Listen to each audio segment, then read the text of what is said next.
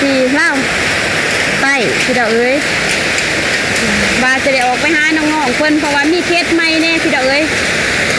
แต่กับท่านได้ออกไปเนาะเพราะว่ามีเคสที่ว่าเป็นลูกกำพร้าพี่ดอกเอ้ยพ่อแม่เนี่ยข้างกันเนาะไปคนละจิตทางมีลูกสาวอยู่3 คนพี่ดอกเอ้ยแต่ว่าใน3 คนน่ะ2 คนนั่นเอาขอบเอาขั้วมาสร้างขอบสร้างขั้วมาเนาะผู้ที่ผู้ที่ว่าผู้เอื้อยหันสมหวังพี่ดอกเอ้ยยังอยู่กับขอบกับขั้วแต่ว่าอีกผู้ที่2เนาะผู้น้องทั้ง2พี่ดอกเอ้ยน้องผู้ที่2กับผู้ที่3นะสร้างขอบสร้างขั้วแต่ก็ได้ปะยาห่างกันพี่ดอกเอ้ยสร้างขอบขั้วกับทุกคนคือแบบว่าไปทางไฟทางมันเนาะทางคอของน้องเพิ่นจะแยกข้างกันสร้างครอบครัวใหม่พี่เด้อและอีกคนนึงก็พ่อไปทางแม่ไปทางกันแต่กระบูเลยว่าพอเอาใหม่หรือยังเนาะคือสมือนี่ก็พูดแต่ว่าน้องเพิ่นตอนนี้ทั้ง2หันอยู่น้ำพ่อเฒ่าแม่เฒ่าเลี้ยงอยู่ในเฮือนพี่เด้อนี่ก็แต่ว่าชาติหน้าก็ได้ทานแบบทั้งแม่น้องเพิ่นเพราะว่าแม่น้องเพิ่นได้พบกันแบบบังเอิญนะพี่น้องตาหน้าก็เลยว่าไปถามคนเนาะไปถามทางแม่น้องมือนั่นเพิ่นมาท้ายมาคลิปพี่น้องแต่ว่าตาหน้ากับบ่ได้ท้ายคลิปเนาะถามกันแบบว่าย้อนว่าเห็นแม่เฒ่ากับหลานมาขายมาคลิปจะได้ก็เห็นมานับกันนะตาหน้าเลยถามพี่น้องถามก็เลยแม่น้องของเพิ่นบอกว่าพ่อกับแม่ป้ากันแล้วตอนนี้หันลูกของเพิ่นหันให้แม่เฒ่าหันเลี้ยงเนาะแม่เฒ่าก็เลี้ยงแบบรถยากๆเลยพี่น้องเนาะกับบ่ตี้แหละแนวความทุกข์ความยากพี่น้องพี่น้องมีแต่ว่าทารุ่นเนาะทารุ่นในคลิปพี่น้องสิว่าซาลิน่าสิไปอัปเดตเนาะเพราะว่าเป็นเคสใหม่นี่พี่น้องซาลิน่าก็เลยมาแจ้งก่อนเนาะแจ้งทาง FC ทาง2ซาลิน่าที่ว่าซาลิน่าสิไปเปิดเพจใหม่พี่น้องแล้วก็อยากให้ FC ติดตามเลยเด้อเนาะฝากเป็นกำลังแห่งใจให้กับครอบครัวน้องคนแน่พี่น้องสื่อเสียงรายละเอียดเนาะซาลิน่ากันยังสิได้ไปอัปเดตในคลิปต่อไปพี่น้องแต่ในคลิปนี้ซาลิน่าอยากนำเสนอเป็นแบบขาวๆเอาเนาะ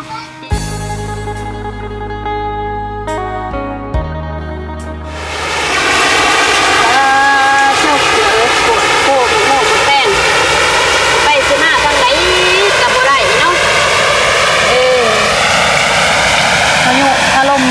แห้งจังเลยฝนตกตลอดมันตลอดคืนเลยอยู่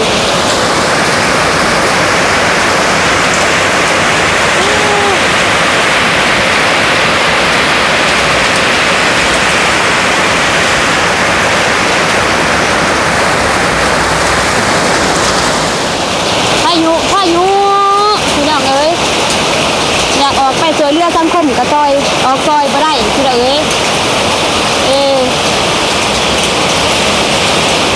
อายุคนขาแห้งนี่รอฝนตกน้ำตกซาลูน่ามอกรถ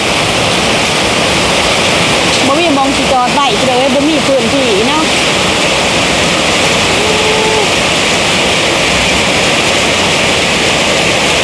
โอ้โหก็บ่แห้ง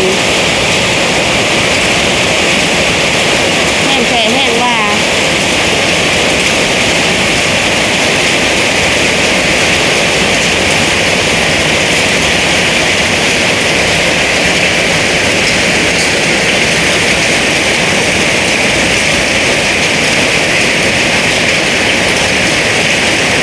ฝาพ้นทางเรื่องนั้น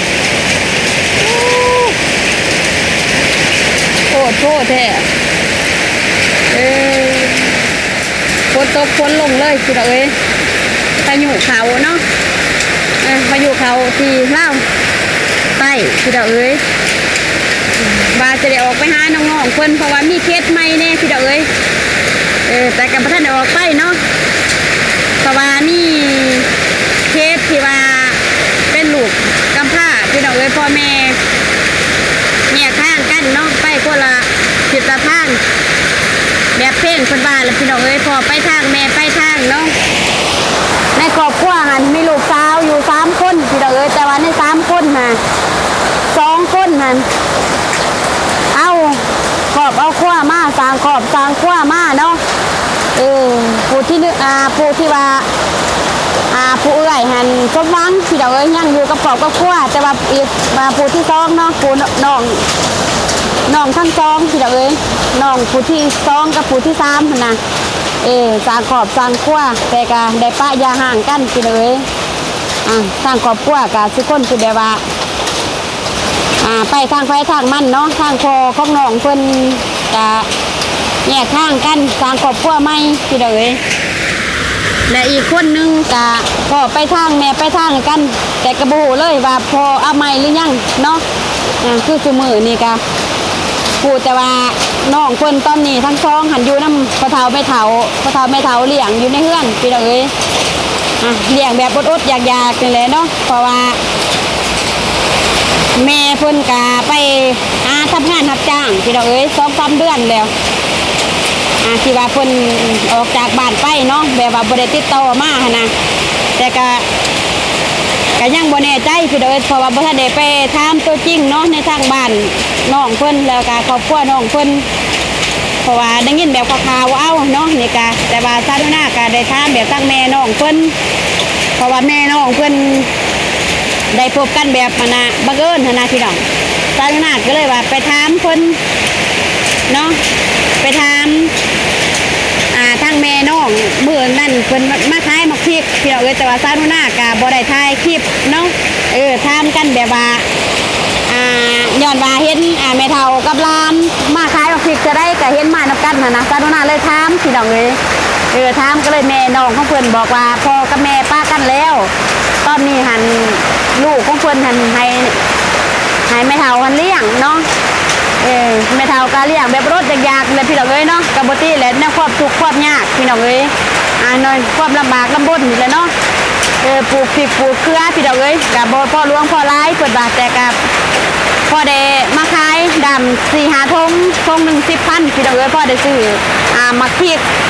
ซื้อเกลือซื้อแป้งนัวแล้วก็พ่อได้ซื้อขนมให้น้องๆเพิ่นแบบอดๆยากๆนี่แหละพี่น้องเอ้ยเนาะโอเคพี่น้องเอ้ยก่อนอื่นกับการทักทายสบายดีเด้อน้องพ่อแม่ผู้ใหญ่ใจบุญและFCเบอร์สุขุสุคนเนาะบ่ว่าจะอยู่ภายในและต่างประเทศ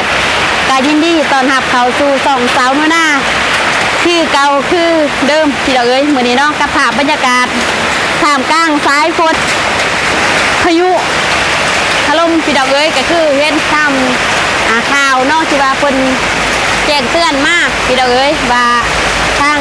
แขวงภาคใต้เนาะเซกองอาจจะมีความเสี่ยงจากที่ว่าพายุ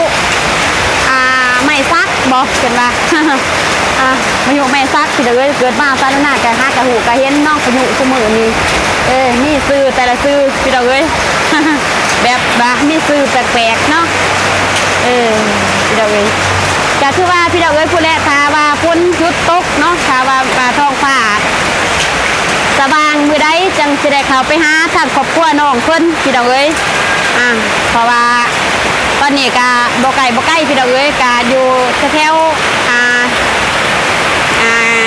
ใกล้กับหมู่บ้านซาดุนานี่แหละพี่น้องเอ้ยแต่ว่าก็บ่ทันออกไปหาเทื่อเพราะว่าฝนตกเนาะก็คือว่าเลยพี่น้องเอ้ยซาดุนาก็เห็นเพิ่นมาเลาะขายมักพริก2-3 เทื่อแล้วมาขายมักพริกให้ทางซาดุนาแต่ว่าซาดุนาก็บ่ได้อัดคลิปเทื่อพี่น้องเอ้ยมีแต่ว่าสอบถามกันแบบมาทั่วไปเนาะก็คิดสงสารเพิ่นอยู่พี่น้องเอ้ยมีแต่ว่าอยากให้ FC ฝากติดตามและเป็นกำลังใจให้ทางครอบครัวน้องเพิ่นเด้อเนาะเพราะว่าเดี๋ยวว่าลุ้นไปนำกันพี่น้องเอ้ยเพราะว่าซาดุนากับสาวนิดสิได้เข้าไปก่อนเนาะไปถามถามหรือว่าไปเบิ่งลาดลาวเฮือนซ่านบ้านซองของน้องเพิ่นก่อนพี่น้องเอ้ยแต่ว่าตอนนี้พายุยังเขาแห้งเนาะออกไปทางใดบ่ทันได้พี่น้องเอ้ยเพราะว่าคือว่าแหละ พายุถล่มแห้งพี่น้องเอ้ยสิไปสิมาก็ยากเนาะก็เลยว่าประคอนอยู่เฮือนนี่แต่ว่าซาดุนากะบ่สบายพี่น้องเอ้ยเมื่อวานมื้อเช้านี่แหละเนาะบ่เป็นเมื่อวานดอกมื้อเช้านี่เนาะที่ว่าซาดุนาไปเสื้อหมูพี่น้องเอ้ย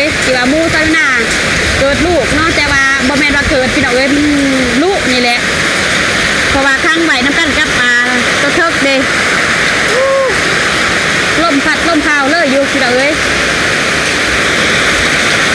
เพราะว่าฝนกระตกเนาะแบบว่าฝนตกหมูที่ว่ามันคือผ้านะขอบมันแบบว่าเกิดมาจะไหนเนาะขอบแบบมันเปียกนะแล้วการมีหมูเทิกอยู่น้ำพี่น้องเอ้ย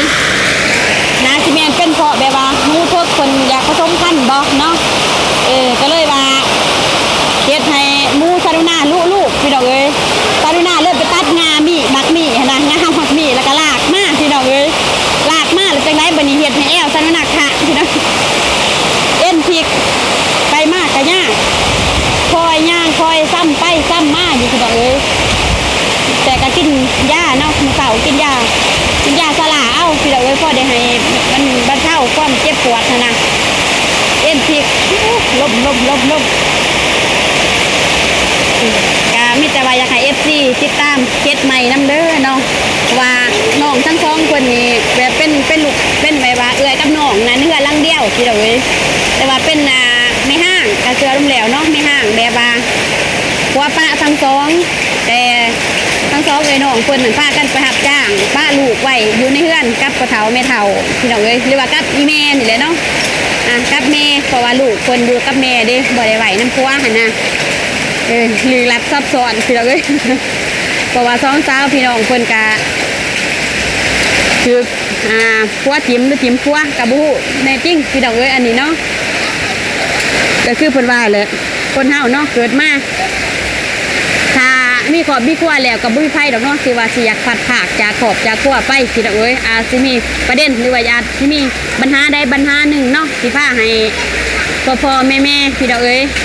ผัดผักเนาะจึงว่าทีมให้ลูกดูกับพ่อกับแม่เฒ่าพี่น้องเอ้ยอยู่ในเฮือนตามลำพังเนาะใส่ชีวิตแบบความอดอยากนี่แหละพี่น้องเอ้ยแต่กระลุดน้ำกันเนาะว่าท้องเด็กหน่อยนั่นจะอยู่ในบ้านได้แท้พี่น้องเอ้ย ฝากดุนไปนำกันเนาะฝากเป็นกำลังใจให้ทั้งทีมงานน้ำแล้วก็ทั้งซาดุน่าน้ำเนาะแต่พี่ว่าอะไรพี่น้องเอ้ยแต่สงสารเด็กหน่อยที่ว่าเด็กหน่อยตาดำๆเนาะที่ว่าเป็นสู่ควบถูกความอยากอยู่กับกระเทาไม่เทามาคิดเบิ่งเนาะกระเทาไม่เทากระเทาเลยได้พี่น้องเลยประมาณอายุเพิ่นกับประมาณอยู่ประมาณอยู่40 ป้ายหรือ50 ป้ายนี่แหละแต่ว่าพอเทากะบ่แม่นพอเทาคิงๆอยู่ได้บ่แม่นอันพ่อของน้องเพิ่นคิงๆได้แบบว่าเป็นแม่ของน้องเพิ่นหันกะป้าผัวน่ะแบบว่าผัวป้าอันนั้นแบบว่าจะเกิดจะได้นอกกับผัวนี่แต่ต้นฉบับก็คือแม่ของน้องของร้านทั้งสองค่ะเนาะคนก็เคยได้สร้างครอบสร้างครัวแบบเป็นครัวเดียวเมียเดียวเนาะแต่ก่อนแต่บังเอิญว่าครัวของเพิ่นค่ะนะไปเอาเมียน้อยที่เราไปเอาเมียน้อยหลายปีเนาะจนว่าทั้งครอบครัวเพิ่นหูท่านเห็นท่านนี่แหละพี่เราว่าไปหลักเอาเมียน้อยค่ะนะก็เลยว่าเดเว้าด้วยความที่ว่าปูที่ว่าเป็นไม่เท่าเนาะมีความที่ว่าเป็นคนที่ว่าใจดีที่เราใจดีใจบุญบ่เอาเรื่องเอายังค่ะนะคนก็เลยว่าปล่อยถ้าว่ามันมดครูกรรมครูเว้นหรือว่าครูสางครูชมนำกันเนาะคนก็ย่อมรีข้างให้ที่เราย่อมรีข้างให้เลยให้ไปให้เพื่อนหันเอากับเมียไม่ที่เราแต่ร้านจากที่ว่าเพิ่นป้ากันก็ได้หลายปีเติบพี่ดอกจังมาพ่อกับอันพ่อเฒ่าที่ว่าอยู่นำเพิ่นซุมื้อนี่หั่นเพราะว่าพ่อเฒ่าที่ว่าอยู่ซุมื้อนี่ก็เพิ่นก็ป้าลูกป้าเมียคือกันพี่ดอกทางนั้นเนาะเอากันพี่ดอกเอากันเนาะหลังจากที่ว่าเอากันมาแล้วก็หลายปีพี่ดอกแต่ว่าพ่อเฒ่าเพิ่นเฒ่าแห้งได้พี่น้องเฒ่าแห้งแต่ว่าก็ยังบ่ฮู้รายละเอียดเนาะว่าสิเป็นจังไดพี่ดอกมีแต่ว่าทารุ่นเนาะทารุ่นในคลิปพี่ดอกสิว่าซาลูน่าสิไปอัปเดตเนาะเพราะว่าเป็นเคสใหม่นี่พี่ดอกซาลูน่าก็เลยมาแจ้งก่อนเนาะแจ้งทาง FC ทาง2ซาลูน่าที่ว่าซาลูน่าสิไปเปิดเคสใหม่พี่ดอกสิว่า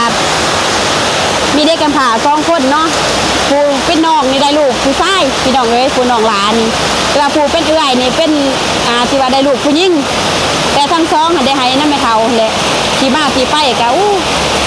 ลึกลับซับซ้อนขนาดพี่น้องเอ้ยแต่ก็มีต้นเพิ่นเนาะ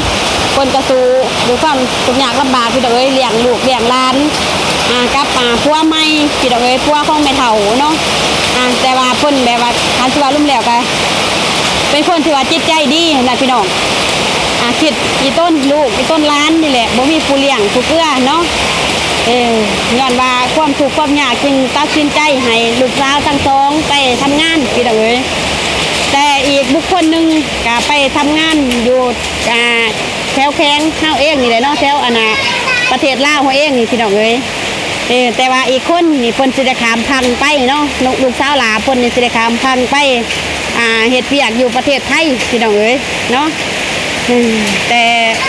สาธุนาก็สิได้เว้าแบบข่าวๆเอาเนาะอันที่ว่าหลักๆก็อยากให้ทางพ่อๆแม่ๆติดตามเนาะติดตามครอบครัวนี่พี่น้องเอ้ยเพราะว่าครอบครัวนี่เป็นครอบครัวที่ว่าน่าสงสารที่สุดเลยพี่น้องเอ้ยหาอันเปรียบบ่ได้เลยนะเท่าที่ว่าสาธุนาได้ไปอัปเดตมาแต่ละหม่องแต่ละบอนเนาะเป็นแบบเขาเอื่นว่าจะไหนเด็กกำพร้าเนาะที่อาศัยอยู่กับตากับยายตามลำพังพี่น้องเอ๋ยสู่ชีวิตครอบครัวพ่อกับแม่แตกแยกกันเนาะก็คือว่าพี่น้องเอ๋ยรายละเอียดก็ยังสิได้ไปอัปเดตบ้านน้องเพิ่นเนาะแต่ก็ถ้าพ้นเอื่อนก่อนพี่น้องเอ๋ยถ้าพายุเศร้าก่อนเนาะ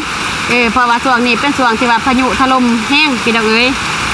พายุฝนตกเลยพี่น้องเอ๋ยไปทางใดมาทางใดก็ยากเนาะแล้วก็อยากให้ FC ติดตามเลยเด้อเนาะฝากเป็นกำลังแห่งใจให้กับครอบครัวน้องคนแน่พี่น้องเอ้ยสื่อเสียงรายละเอียดเนาะสาธุนากันยังสิได้ไปอัปเดตในคลิปต่อไปพี่น้องเอ้ยแต่ในคลิปนี้สาธุนาอยากนำเสนอเป็นแบบข่าวๆเอาเนาะแจ้ง FC แบบข่าวๆเนาะว่ามีครอบครัวที่ว่าลูกกำพร้าพ่อกำพร้าแม่ทั้งสองพี่น้องเอ้ยบ่เป็นคำพ้อยเนาะคำผ่าที่ว่าพ่อแม่แยกข้างกันพี่น้องเอ้ยย้อนความที่ว่าบ่เข้าใจกันบ่รู้ว่าจังไดพี่น้องเอ้ยก็ยังสิได้ไปอัปเดตอีกเทื่อเนาะก็คือว่าพี่น้องเอ้ย เป็นที่ว่าเคสแรกเนาะที่ว่าสาวนุนาสินำไปเปิดคลิปใหม่ล่าสุดพี่น้องเอ้ยเปิดเคสใหม่ที่ว่าครอบครัวกำพร้าพ่อกำพร้าแม่อยู่กับตากับยายตามลำพังพี่น้องเอ้ยใส่ชีวิตแบบความทุกข์ยากลำบากเนาะกินแบบรสยากๆนี่แหละพี่น้องเอ้ยเมื่อยน้ำพายุนี่พี่น้องเอ้ยตกทุกวี่ตกทุกวันเนาะเพราะว่าไล่มือไล่วันเลยเด้คนบ่ได้ตกช่วงลังๆพอดีบ้านเฮือนน้องพินเพิ่นแล้วเนาะทางบ้านทางเฮือนน้องพินเพิ่นแล้วพี่น้องเอ้ยกับพอดี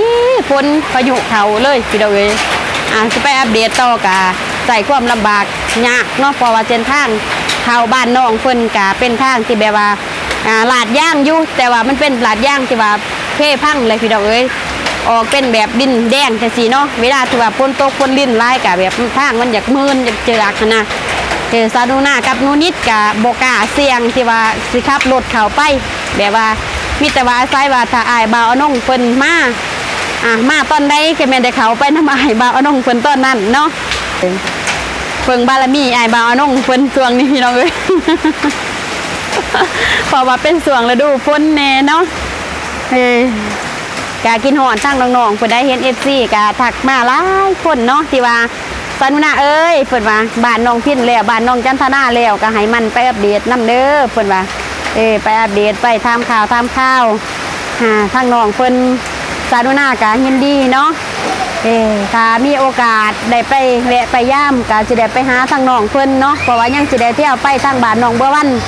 เพราะว่าบ้านน้องบัววันก็คือเห็นในเขตบ่าวสายเนาะเพิ่นแจ้งว่าทางบ้านน้องบัววันเนาะสิมีการสร้างบ้านอยู่พี่น้องเพราะว่ามีค่าสร้างแล้วเนาะแต่ว่าในนั้นพี่น้องอุปสรรคตอนนี้ก็คือ พายุเขาเลยเฮ็ดให้ความยุ่งยากเนาะในการที่ว่าสร้างบ้านให้น้องบัววันพี่น้องพบกับอุปสรรคที่ว่าพายุเขานี่แหละพี่น้องเนาะเฮาสิให้สร้างเพิ่นเฮ็ดก็มีความเสี่ยง เสี่ยงกับพายุผ่าฝนนี่แหละพี่น้องเอ้ยลำบากแน่เนาะเฮ็ดเทือนช่วงฤดูฝนพี่น้องเอ้ยบ่คือยามแล้งเนาะถ้าเป็นยามแล้งนี่ก็สิดีแนวนึงพี่น้องเอ้ยว่าแต่ว่างบเพียงพอเนาะมีแต่ว่าเฮาก็ดำเนินงานเลยเนาะแต่ว่าเป็นช่วงฤดูฝนจังซี่เฮาก็ต้องได้เบิ่งลาดลาวก่อนพี่น้องเอ้ยว่าฝนนี่ตกแบบปกติบ่หรือว่าเป็นแบบพายุเข้าเนาะ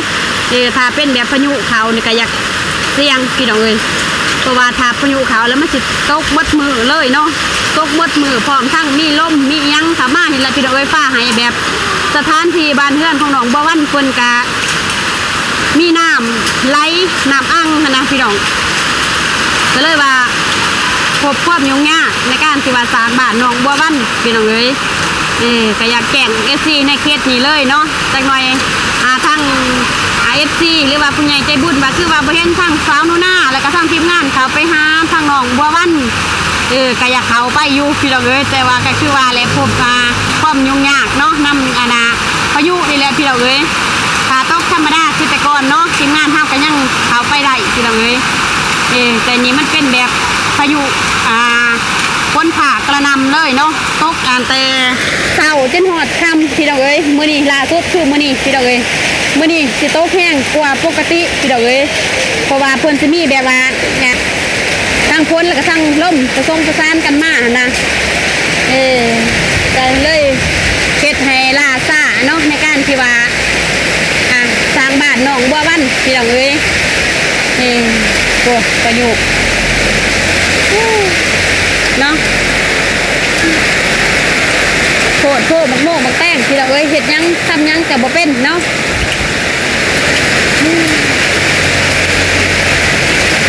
สนั่นวันไวเลยอันนี้ก็เล่าตาเครื่องพี่น้องเอ้ยแต่ว่าพ้นตกพายุเขาแห้งเนาะสนุนักเลยเขามาไหวอยู่ในพี่น้องเอ้ยเขามาป้าไหวอยู่ในเนาะเพราะว่ามีเครื่องที่ว่าโบแห้งแน่แต่ว่าพายุเขาเลยสภาพตอนนี้คือเจ็ดยังบ่ได้เลยพี่น้องเอ้ยนักนวงเมล็ดพืชพันธุ์กะจำสิแตกเนาะหญ้าพี่น้องเอ้ยโอ้บางบอนก็คือเห็นแจงก้านข่าวมาเนาะทางแข่งคำมวนกะตอนนี้กะน้ำเริ่มท่วมพี่น้องเอ้ยบางชุดบางบอนเนาะแต่ว่าทางเซ่ก้องนี่บ่ทันได้มีข่าวเชื่อพี่น้องเอ้ยมีแต่ว่าเราฟังไปนำกันเนาะถ้ามีการเคลื่อนไหวหรือว่าผิดปกติอันใดกับซาโนนาก็สิได้มาแจ้งทาง FC แล้วก็ทีมงานเนาะสภาพการทางแขวงเซ่ก้องเนาะเพราะว่าเพิ่นแจ้งเตือนมากกันนึงนั่นก็คือมีแขวงเซ่ก้องพี่น้องเอ้ยในแขวงเซ่ก้องนี่สิมีอยู่เมืองดักจึงกับเมืองกะลึมที่ว่าเขตเสียงสูงที่พาให้มีน้ำเสาะดินเจือนพี่น้องเอ้ยเนาะแต่ว่าอยู่ในเมืองซานูน่านี่ก็สิบ่ปานใดดอกพี่น้องเอ้ยเนาะเพราะว่ามันเป็นมุมที่ว่าเขตสูงแน่เนาะทางจุดที่ว่าซานูน่าอยู่แต่ก็สิเสี่ยงก็คืออยู่ในทงไห้ทงนาพี่น้องเอ้ยเพราะว่าอยู่ใกล้แคมแม่น้ำเนาะก็น่าสิเขตไว้แถวแบบกันดอนพุ่นแหละพี่น้องเอ้ยเป็นน้ำไว้น้ำเซ่เนาะเป็นน้ำเซ่โดนพี่น้องเอ้ยอาจสิแบบมีการกระทบกระเทือนแน่เพราะว่าทาน้ำขึ้นแห้งเนาะกากำลังบานหน้ากำลังดำพี่น้องเอ้ยนั่นแหละความเสี่ยงของชาวไร่ชาวนาอีกพี่น้องเอ้ยเนาะจึงพาให้แบบประชาชนหรือว่าพ่อแม่พี่น้องเนาะที่ว่าพบในความทุกข์ยากลำบากพี่น้องเอ้ยในการที่ว่าทำการผลิตข้าวให้ข้าวหน้าเนาะกับบติพี่น้องเอ้ยเนาะในกฎเกณฑ์ธรรมศาสตร์ในไรกับมันหักสิเป็นไปเนาะกับมิตรสูกับไฟธรรมศาสตร์นี่แหละพี่น้องเอ้ยโอเคเนาะการสิประมาณนี้เด้อเนาะคลิปนี้พี่น้องเอ้ยมาแจ้งทาง FC น่าสิมีเคสใหม่ในไว้นี่พี่น้องเอ้ยอยากให้ทาง FC ไปติดตามครอบครัวของน้องคนทั้งสองเนาะทั้งสองสาวพี่น้องแล้วก็น้องที่ว่าเป็นผู้น้อยอายุยังน้อยพี่น้องเอ้ยกับประมาณรุ่นน้องคนรุ่นทั้งสองนี่เนาะกับประมาณอยู่ 4 ปีนี่แหละพี่น้องเอ้ยที่ว่าพ่อแม่เพิ่นปะให้ห่างกันเนาะทีมให้ลูกน้อยทั้งสองอยู่กับพ่อเฒ่าแม่เฒ่าพี่น้องเอ้ยก็ประมาณนี้เด้อเนาะจังได้กับสาธุนากราบขอบคุญขอบคุณเด้อเนาะพ่อแม่ผู้ใหญ่ใจบุญและ FC เบิดสุขุสุคนการบ่ว่าสิอยู่ภายในและต่างประเทศเนาะที่เข้ามาให้กำลังใจสาธุนาโดยการกดเลิฟกดไลค์โดยการที่ว่าเบิ่งคลิปสาธุนาบ่ขามโฆษณาสาธุนาก็ขออวยใส่ให้พรให้เบิดสุขุสุคนจงมีแต่ความสุขกายสุขใจนึกคิดปรารถนาสิ่งใดก็ขอให้ได้สมความมุ่งมั่นปรารถนาคิดเงินให้ได้เงินคิดทองให้ได้ทองเนาะให้มีแต่สุขภาพแข็งแรงอย่าเจ็บอย่าจนตลอดกาลเนาะสาธุ